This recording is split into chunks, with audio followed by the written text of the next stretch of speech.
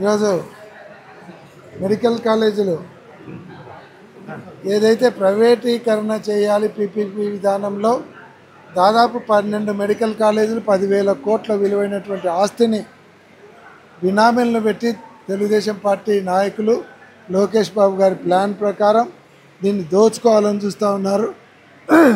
ఈ పీపీపీ విధానం ద్వారా ఎక్కడైనా ఖాళీ ల్యాండ్ ఇచ్చి డెవలప్ చేసి ఉద్యోగ అవకాశాలు ఇస్తారంటే కొన్ని చోట్ల పీపీపీ విధానం ఇస్తారు.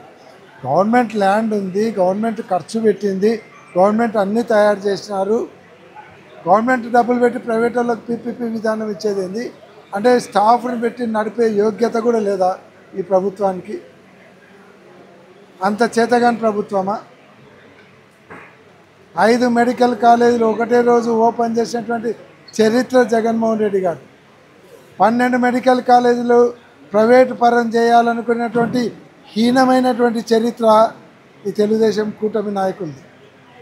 కాబట్టి చరిత్రహీనులుగా మీరు నిలబడిపోతారనేటువంటి విషయాన్ని గుర్తుపెట్టుకోవాలని కూడా చెప్తా ఉన్నాను. కాబట్టి ప్రైవేటీకరణ ఆపుకోవడానికి 1,000 సంతకాల కార్యక్రమం ఈరోజు కర్నూలు నియోజకవర్గంలో స్టార్ట్ అవుతూ ఉంది. జిల్లా వ్యాప్తంగా కూడా స్టార్ట్ అయింది. రాష్ట్ర వ్యాప్తంగా కూడా 1,000 సంతకాలను గవర్నర్ గారి దృష్టికి తీసుకెళ్తాం.